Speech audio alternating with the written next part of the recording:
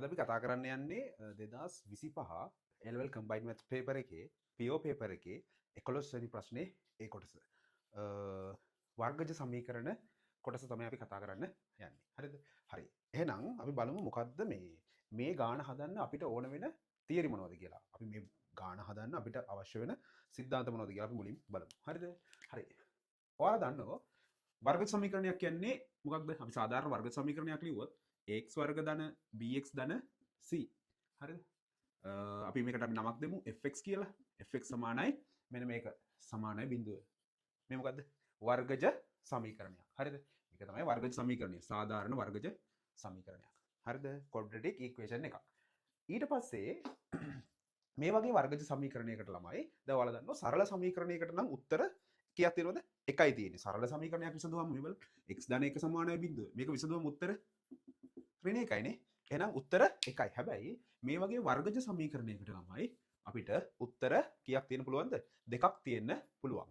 අපි කතා කරනවා ඒ තියෙන උත්තර දෙක හරිද තාත්විකද එහෙම නැත්නම් තාත්වික ප්‍රබින්නද එහෙම නැත්නම් අතාත්විකද සමපාතද කියලා අවස්ථා කීපයක් යටතේ අපි කතා කරනවා. හරිද? හරි.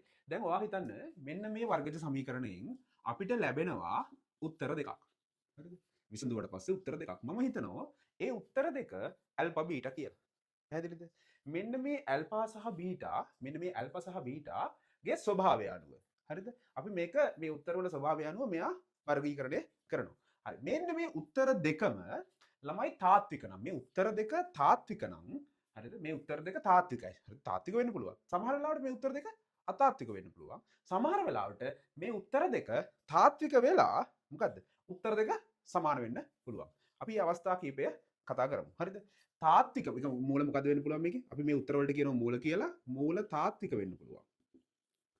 තාත්වික ඊට පස්සේ මූල තාත්වික සමපාත වෙන්න පුළුවන්. තව මූල අතාත්වික වෙන්න පුළුවන්. මෙන්න මේ අවස්ථා තුන අපිට වර්ගජ සමීකරණයක මූලවලට වෙන්න පුළුවන්. හරිද? හරි. අපි මෙන්න මේ අවස්ථා තුනට ගැලපෙන්න මෙන්න මේ වර්ගජ ඕනෑම වර්ගජ සමීකරණයක මෙන්න මෙහෙම මේ මූල තාත්වික වීමට නම් මොකද්ද වෙන්න ඕන? මූල තාත්වික සමපාත වෙන්න නම් මොකද්ද වෙන්න ඕන? මූල අතාත්වික වෙන්න නම් මොකක්ද වෙන්න ඕන කියන දේ කතා කරමු. මෙන්න මේවා වෙන්න මෙන්න මේ ඕනම මේ සාධාරණ වර්ග සමීකරණයක් නේ. මේ සාධාරණ වර්ග සමීකරණයේ තියෙනවා ලක්ෂණයක්. හරිද? මෙන්න මේක හඳුනා ගන්න පුළුවන් අපිට ඒ ලක්ෂණය පාවිච්චි කරලා. අපි ඒකට කියනවා මෙන්න මේ වර්ගජ සමීකරණයේ විවේචකය කියලා. මේ වර්ගජ සමීකරණයේ විවේචකය. අපි ඩෙල්ටා x වලින් එක හඳුන්වනවා. හරි. බලමු මේ ඩෙල්ටා x කියන්නේ මොකක්ද කියලා. ඩෙල්ටා x කියන්නේ ඕනම වර්ගජ සමීකරණයක b වර්ග ඍණ 4යි ac ට. b කියලා කියන්නේ වර්ගජ සමීකරණයේ x වල සංගුණකය. a කියලා කියන්නේ x වර්ගයේ සංගුණකය. c කියලා කියන්නේ නියත පදය. පැහැදිලිද? හරි. එහෙනම් ළමයි මෙන්න මේ ඩෙල්ටා x හරිද? නැත්තම් විවේචකය බිඳුවට වඩා වැඩි නම් අපි විවේචකය හොයන වර්ගජ සමීකරණ මේ වර්ගජ සමීකරණයක ඒ විවේචකය බැරි වෙලා හරි බිඳුවට වඩා වැඩි කියලා ආවොත් ඩෙල්ටා x බිඳුවට වඩා වැඩි නම් මූල මොකක් වෙනවද ළමයි? තාත්වික වෙනවා. පැහැදිලිද මම කියන එක? ඔව්. මූල තාත්වික වෙනෝ බිඳුවට වඩා වැඩි කිව්වට පස්සේ තාත්වික විතරක් නෙවෙයි ළමයි බිඳුවට වඩා වැඩි නිසා තාත්වික මොකද්ද වෙන්නේ? විශේෂ මේ අවස්ථාවක් මූල තාත්වික ප්‍රබින්න වෙනවා. වෙනස්. එකිනෙකට වෙනස්. මූල දෙක තාත්විකයි හැබැයි එකිනෙකට වෙනස්. ඊට පස්සේ මූල තාත්වික සමපාත. මෙන්න මේ විවේචකය කියන කෙනා අපි හෙව්වට පස්සේ ඒකට බිඳුව ආවොත් ඒ වර්ගජ සමීකරණයේ මූල දෙක තාත්විකයි ඒත් එක්කම මොකක්ද වෙන්නේ? එයා ඒ මූල දෙක එකිනෙකට සමාන වෙනවා. පැහැදිලිද? ඊට පස්සේ මෙන්න මේ වර්ගජ සමීකරණයේ විවේචකයේ හෙව්වට පස්සේ ඒකට ආවේ ඍණ උත්තරයක් නම්. ඍණ උත්තරයක් නම් එයාගේ මූල අතාත්විකයි. පැහැදිලිද? එයාගේ මූල අතාත්විකයි. පැහැදිලිනේ? අපිට මෙන්න මේ දෙන්න කම්බයින් කරලා ගන්න පුළුවන් ළමයි ඩෙල්ටා x විශාල හෝ සමානයි බිඳුවයි කියන එකේ අර්ථය මොකද්ද? මූල තාත්විකයි. ඇයි? එහෙම කියන්න පුළුවන්. ඇයි? මෙතනත් මූල තාත්විකයි මෙතනත් මූල තාත්විකයි. එහෙනම් මේ දෙකටම පොදු එකක් තමයි මූල තාත්වික කියන බව. ඒක ඩෙල්ටා x විශාල හෝ සමානයි බිඳුව වීම මත තීරණය වෙනවා. පැහැදිලිනේ? හරි. මේක කතාවක්. හරිද? මේ ප්‍රශ්නේ අපිට විසඳන්න ඕන වෙන එක තියරි කොටසක් තමයි මම මේ දැන් කියලා දුන්නේ. හරිද? අපි යමු දැන් ඊළඟ කොටසට. හරි. අපි බලමු දැන් මේ වර්ගජ සමීකරණය දැන් අපි මේ ගානේ ඊළඟ කොටසට මෙන්න මේ තියරි එකක් ඕන වෙනවා. මම ඒකයි මම ඔයාලට කියලා දෙන්නේ. මේ වර්ගජ සමීකරණ ගානක දැන් ඔයාලා හිතන්න මේක තමයි වර්ග සමීකරණය fx සමානයි බිඳුව. මේකට විසඳුම් දෙකක් තියෙනවා. හරිද? අපි මේ එක විසඳුමක් ආදේශ කරොත් මේ වර්ගජ සමීකරණය මොකක් වෙන්න ඕනද?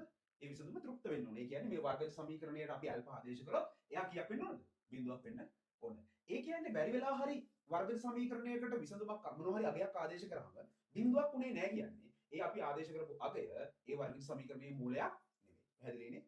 ඒක තමයි අපිට කියලා දෙන්න ඕන අනිත් තියරි පාර්ට් එක. අපි දැන් බලමු කොහොමද මේ පාර්ට් මේ තියරි පාර්ට්ස් දෙක පාවිච්චි කරලා කොහොමද මේ ගණන විසඳන්නේ කියලා.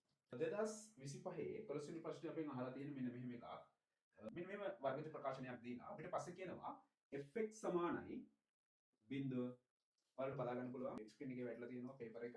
බලන්න හොඳට කියවලා ගන්න. අපේ ගාන කියලා තියෙන්නේ fx සමානයි x වර්ග ඍණ 2යි kx ඍණ k වර්ග ඍණ 1යි ගනිමු. fx සමානයි බිඳුව සමීකරණයට ශූන්‍ය නොවන තාත්වික හා ප්‍රබින්න මූල දෙකක් ඇති බව පෙන්වන්න. ශූන්‍ය නොවන තාත්වික ප්‍රබින්න මූල දෙකක් තියෙයි කියලා පෙන්වන්න දෙනවා. පැහැදිලිද? හරි. දැන් අපි fx සමානයි බිඳුව කියන සමීකරණය සලකමු. හරිද? අපි දන්නවා fx සමානයි බිඳුව කියන මොන සමීකරණයටද? මෙයාට x වර්ග ඍණ 2යි kx ඍණ k වර්ග ඍණ 1 සමානයි බිඳුව. පැහැදිලිද? මෙන්න මේ වර්ගජ සමීකරණයේ මූල ශූන්‍ය නොවන තාත්වික ප්‍රබින්න බව පෙන්වන්නලු. අපි මුලින්ම තාත්වික ප්‍රබින්න කියලා පෙන්නමු. බලන්න මෙන්න මේ වර්ගජ සමීකරණයේ තාත්වික ප්‍රබින්නයි කියලා පෙන්වන්න නම් ඔයාලට කලින් කියලා දුන්නා තියරි කොටසේදී. එයාගේ විවේචකය මොකක් වෙන්න ඕනද? බිඳුවට වඩා වැඩි කියලා පෙන්වන්න ඕන. මෙන්න මේක අපි බව පෙන්වන්න ඕන. පෙන්විය යුතුයි. පැහැදිලිද? මෙන්න මෙයා කියලා පෙන්වනවා නම් අපිට ගාන හදලා ඉවරයි. පැහැදිලිද? හරි. එහෙනම් මෙන්න මේ වර්ගජ සමීකරණයේ ඩෙල්ටා x අපි සලකමු. Delta x සලකමු. අපිට කියන්නේ මෙයාගේ ඩෙල්ටා x මොකද්ද? b වර්ග ඍණ 4ac නේ. ඩෙල්ටා x සමානයි b වර්ග ඍණ 4ac.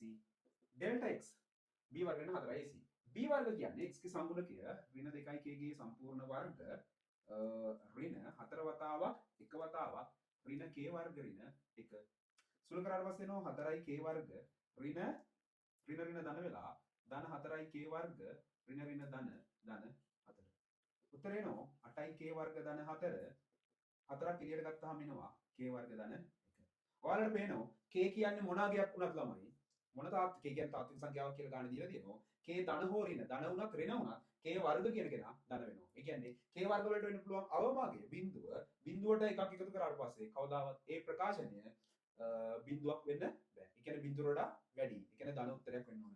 එම නිසා මෙයා මොකද්ද බිඳුවට වඩා විශාලයි. එහෙනම් අපිට කියන්න පුළුවන් ඩෙල්ටා x අපි හොයාගත්ත බිඳුවට වඩා විශාලයි කියලා. එම නිසා fx සමානයි බිඳුවේහි මූල තාත්වික ප්‍රබින්නයි.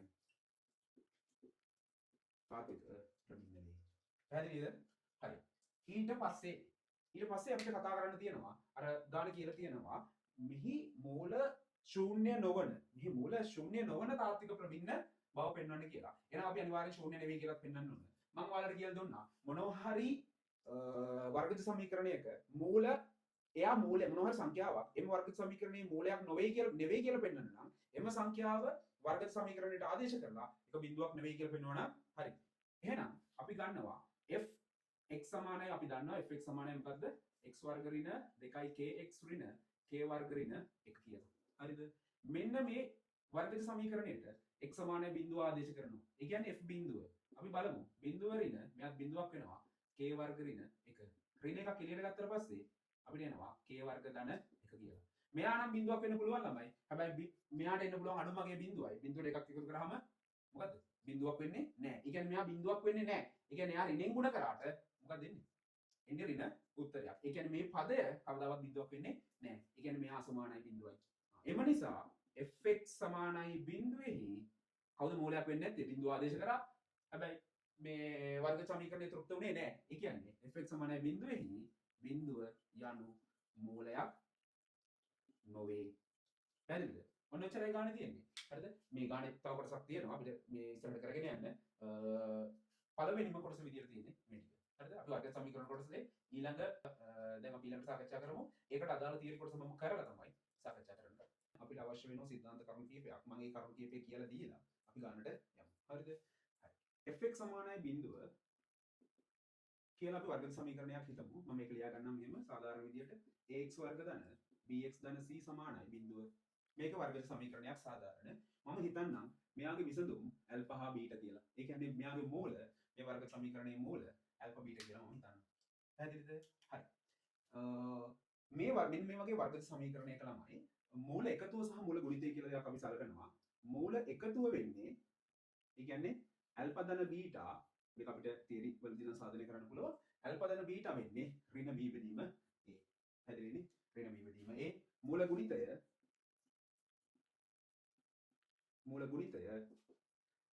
c බෙදීම a.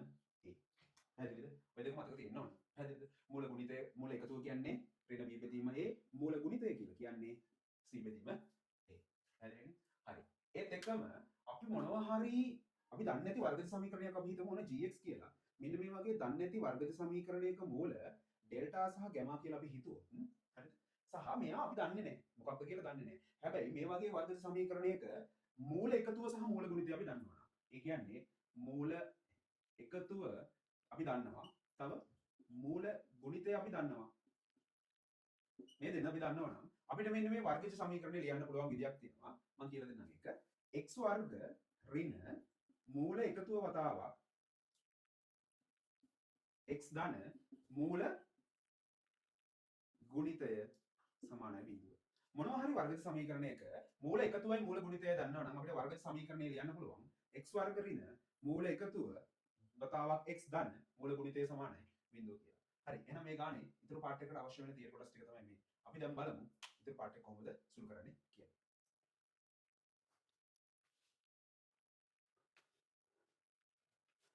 හරි අපි ගාන කියමු ඊටු ටික. ඇල්ෆා හා බීටා යනු fx සමානයි බිඳුවේහි මූලයයිද r සමාන 1 බෙදීම 2යි ඇල්ෆා හා s සමාන 1 බෙදීම 2යි බීටා යයිද ගනිමු. r හා s මූල ලෙස ඇති වර්ගජ සමීකරණය කියලා අපිට වර්ගජ සමීකරණයක් දීලා තියෙනවා. බව හා මාපාංක r ඍණ s සමානයි කියලා අපිට උත්තරයක් දීලා තියෙනවා. ඒක බව පෙන්වන්න කියලා තියෙනවා. හරි අපි මුලින් පෙන්නමු අර r හා s මූල වෙච්ච වර්ගජ සමීකරණය හොයන්නේ කොහොමද කියලා. හරි ඒකට අපිට දන්නවා දත්ත දෙකක් අපිට දීලා තියෙනවා.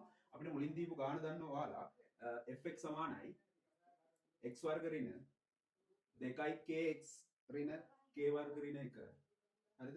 මෙන්න මේ ප්‍රකාශන දීලා තියෙනවා. මේක fx සමානයි බිඳුව. මේක fx සමානයි බිඳුව. මෙන්න මෙයාගේ මූල ඇල්ෆා බීටා කියලා අපි දැනටමත් දන්නවා. මෙයාගේ මූල ඇල්ෆා බීටා කියලා දන්නවා. එහෙනම් අපි මූල එකතු හොයාගන්න ඕනේ. මට කියන්නේ ඇල්ෆා ධන බීටා ඉන්නේ කොහොමද? ඍණ b බෙදීම a. හොඳයි. ඍණ b බෙදීම a. ඍණ b කියන්නේ මොකක්ද? b කියන්නේ ඍණ 2යි k. එහෙනම් ඍණ b කියන්නේ ධන 2යි k. මූල ගුණිතය ගන්නවා ඇල්ෆා බීටා. මූල ගුණිතය c බෙදීම a. c කියන්නේ මොකක්ද? c කියන්නේ ඍණ k වර්ග ඍණ 1 ඍණ k වර්ග ඍණ 1 a කියන්නේ 1යි. එහෙනම් මූල එකතුවක් අපි හොයාගත්තා. මූල ගුණිතයත් අපි හොයාගත්තා. හරිද? ඊට පස්සේ අපෙන් අහනවා අපිට කියලා තියෙනවා r සමානයි 1යට 2යි ඇල්ෆා හා s සමානයි 1යට 2යි බීටා යයිද ගනිමු කියලා. හැබැයි අපෙන් අහන්නේ ඇල්ෆා බීටා මූල වෙච්ච වර්ග සමීකරණය නෙවෙයි r හා s මූල වෙච්ච වර්ග සමීකරණය. මට කියන්න අපි r හා s මූල වෙච්ච වර්ග සමීකරණය හොයන්න ඕන නම් මොනවද කරන්න ඕනේ? r හා s මූල වෙච්ච වර්ග සමීකරණය අපි හොයන්න ඕන නම් අපි හොයා ගන්න ඕනේ r ධන s හා rs. එහෙනම් අපි මුලින් r ධන s හොයමු. අපි දන්නවා r අපිට දීලා තියෙනවා 1යට 2යි ඇල්ෆා ධන 1යට 2යි බීටා කියලා අපිට දීලා තියෙනවා s. අපි එකතු කරොත් මොකක්ද දෙන්නේ? පොදු හරය ගත්තොත් 2යි බීටා ධන 2යි දෙක තියෙන නිසා බීටා ධන ඇල්ෆා යට තියෙනවා දෙවතාවක් ඇල්ෆා බීටා. පැහැදිලිද? හරි. එහෙනම් ඇල්ෆා ධන බීටා අපි දන්නවා. ඇල්ෆා ධන බීටා කියන්නේ 2යි k බෙදීම දෙවතාවක් ඍණ k වර්ග ධන 1. මේක අපි තව චුට්ටක් සුළු කරාම එන උත්තරය ඍණ k බෙදීම k වර්ග ධන 1. මේ ඇවිල්ලා මොකද්ද? අපි දැන් හොයන්න යන වර්ගජ සමීකරණයේ මූල එකතුව. එහෙනම් අපි දැන් ඊට පස්සේ හොයමු ඒ වර්ගජ සමීකරණයේ මූල ගුණිතය. ඒ කියන්නේ r වතාවක් s. rs කියන්නේ මොකක්ද? rs කියන්නේ ළමයි අපිට දීලා තියෙනවා r කියන්නේ 1යට 2යි ඇල්ෆා කියලා s කියලා කියන්නේ 1යට 2යි බීටා කියලා. එහෙනම් අපිට උත්තරේ එනවා 4න් 1යි ඇල්ෆා බීටා කියලා. එහෙනම් 1යට 4 වතාවක් ඇල්ෆා බීටා කියන්නේ මොකක්ද? ඍණ k වර්ග ධන 1.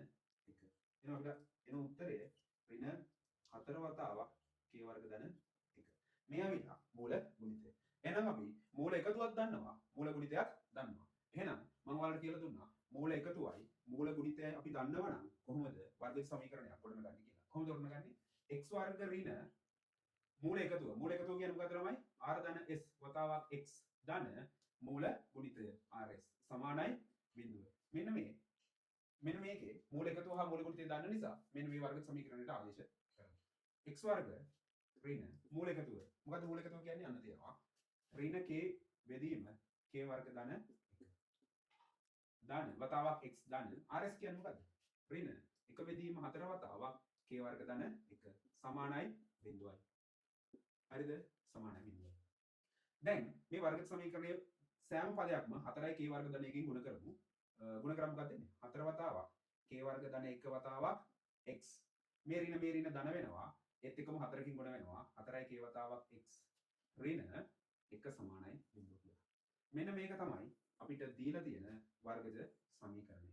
එහෙනම් ඒ ගානේ ඒ කොටසත් හරි කොටස විසඳන්න අපි පාවිච්චි කරනවා මූල අන්තරය කියන සිද්ධාන්තය. මම දැන් කියලා දෙන්නම් මොකක්ද මූල අන්තරය කියන්නේ කියලා. මොනවා හරි වර්ගජ සමීකරණයක. ඒ කියන්නේ x වර්ග ධන bx ධන c සමානයි බිඳුව කියන සාධාරණ වර්ගජ සමීකරණයේ මූල අන්තරය කියන්නේ ඒ කියන්නේ මෙයාගේ මූල ඇල්ෆා හා බීටා නම් අපි මූල අන්තරය කියලා කියන්නේ ළමයි ඇල්ෆා ඍණ බීටා. පැහැදිලිද? මේ ඇල්ෆා ඍණ බීටා අපි ගන්නවා මේ ලියන විදියක් මම මේ කියන්නම් ඔයාලට. ඇල්ෆා ඍණ බීටා කියන්නේ මොකද ළමයි? ඇල්ෆා ඍණ බීටා කියලා කියන්නේ ඇල්ෆා ඍණ බීටාගේ සම්පූර්ණ වර්ගයේ වර්ගමූලයට නේද? ඇල්ෆා ඍණ බීටා කියලා කියන්නේ ඇල්ෆා ඍණ බීටාගේ සම්පූර්ණ වර්ගයේ වර්ගමූලයට. මම මෙයා පොඩ්ඩක් ප්‍රසාරණය කරගන්නවා. ඇල්ෆා වර්ග ඍණ දෙකක් ඇල්ෆා බීටා ධන බීටා වර්ගය. ඔයාලා දන්නවා ළමයි ඇල්ෆා ධන බීටාගේ සම්පූර්ණ වර්ග කියන්නේ මොකක්ද? ඇල්ෆා වර්ග ධන දෙකක් ඇල්ෆා බීටා ධන බීටා වර්ග වලට නේද? ඔව්. එහෙනම් මේකට තමයි ඇල්ෆා ධන බීටාගේ සම්පූර්ණ වර්ග කියලා කියන්නේ. ඒක නිසා මම මෙන්න මේ ඇල්ෆා වර්ග ධන බීටා වර්ග තියෙද්දි ඇල්ෆා වර්ග ධන බීටා වර්ග ධන මම අතින් දා ගන්නවා දෙකක් ඇල්ෆා බීටා. වැරද්දක් කරා. එහෙනම් මම ඍණ දෙකක් ඇල්ෆා බීටා ආයි දාන්න ඕන වැරදි නිවැරදි වෙන්න. ඒ ඍණ දෙක ඇල්ෆා බීටායි මේ ඍණ දෙක ඇල්ෆා බීටායි හතරක් ඇල්ෆා බීටා වෙනවා. මෙන්න මෙතන ළමයි ඇල්ෆා වර්ග ධන බීටා වර්ග ධන දෙකක් ඇල්ෆා බීටා වෙනුවට ලියන්න පුළුවන්. ඇල්ෆා ධන බීටාගේ සම්පූර්ණ වර්ග ඍණ හතරක් ඇල්ෆා බීටා කියලා. පැහැදිලිද? ඔව්. එහෙනම් ළමයි මූල අන්තරයට අපි ප්‍රකාශනයක් ලබා ගන්නවා. මේ මූල අන්තරය ධන හෝ ඍණ වෙන්න පුළුවන්. මම මේකේ විශාලත්වය විතරක් සලකන නිසා මෙහෙම කියනවා. එහෙනම් ඇල්ෆා ඍණ බීටාගේ මාපාංක අපිට ලියන්න පුළුවන් ඇල්ෆා ධන බීටාගේ සම්පූර්ණ වර්ග ඍණ හතරක් ඇල්ෆා බීටා කියලා. පැහැදිලිද? හරි. එහෙනම් මේ මූල අන්තරයනේ මූල අන්තරය සමානයි මොකක්ද වෙන්නේ? මූල අන්තරය සමානයි මූල එකතුවේ වර්ග ඍණ හතර වතාවක් මූල ගුණිතයේ වර්ග මූලය. එහෙනම් මේ සිද්ධාන්තය පාවිච්චි කරලා මේ ගැටලුව විසඳලා බලන්න. ගැටලුවේ තියෙන්නේ r ඍණ s ගේ මාපාංක. ගැටලුවේ තියෙන්නේ r ඍණ s වල මාපාංක. r ඍණ s වල මාපාංක කියලා කියන්නේ මූල අන්තරය නේද? මූල අන්තරය අපි දන්නවා කොහොමද හොයන්නේ? මූල එකතුව r ධන s වල සම්පූර්ණ වර්ග ඍණ හතර වතාවක් මූල ගුණිතයේ වර්ග මූලය. මූල එකතුව අපි දැනටවත් හොයාගෙන තියෙන්නේ එයාගේ වර්ග කියලා කියන්නේ ළමයි k වර්ග බෙදීම k වර්ග ධන 1 සම්පූර්ණ වර්ග ඍණ හතර වතාවක් rs. rs කියන්නේ ළමයි මූල ගුණිතය. මම මෙතන rs වෙනුවට මෙතන අර එතන තියෙනවා ඍණක්. ඒ ඍණයි මේ ඍණයි ධන වෙනවා. එක බෙදීම හතර වතාවක් k වර්ග ධන 1. මෙන්න මෙයාගේ වර්ග මූලය. මේ හතරට මේ හතර කැපිලා යනවා. මෙතන එනවා අපිට k වර්ග යට පොදු හරය ගන්නවා මම k වර්ග ධන 1 සම්පූර්ණ වර්ග කියලා. ධන k වර්ග ධන 1. මෙන්න මෙයාගේ වර්ග මූලය. k වර්ග 2යි k වර්ග වෙනවා. එහෙනම් අපිට උත්තරේ එනවා 2යි k වර්ග ධන 1 වර්ගමූල යට වර්ගමූල නැති වෙනවා ළමයි වර්ගයක් තියෙන නිසා k වර්ග ධන 1. මෙන්න මේක තමයි උත්තරේ r ඍණ s වල මාපාංකය. ඒ කියන්නේ මූලාන්තරය. පැහැදිලි නේද? ඔව්. දැන් මූලාන්තරයේ සිද්ධාන්තයත් ඔයාලා ඉගෙන ගත්තා. ගානත් හදලා ඉවරයි. හරි. මේ ගානේ මේ කොටසේ අපිට කියලා තියෙනවා මෙන්න මෙහෙම ගණිත සමීකරණ දෙකක් දීලා අපිට කියලා තියෙනවා හි ප්‍රස්ථාරවල මේ වගේ ප්‍රස්ථාරවල ඡේදන ලක්ෂ දෙක අතර තිරස් දුර අහනවා. පැහැදිලිද? ඡේදන ලක්ෂ දෙක අතර තිරස් දුර අහනවා. බලන්න මේ වගේ ගණක් આવොත් හදන විදිය. දැන් මට මෙන්න මේ වර්ගජ සමීකරණ ඔයාලා දන්නවා මොන හරි ප්‍රස්ථාර දෙකක ඡේදන ලක්ෂ හොයන්න කොහොමද? ඒ සමීකරණ දෙක සමාන කරලානේ. එහෙනම් අපි මේ සමීකරණ දෙක සමාන කරනවා. 1 සමානයි 2. සමාන කරාට පස්සේ මොකද්ද වෙන්නේ?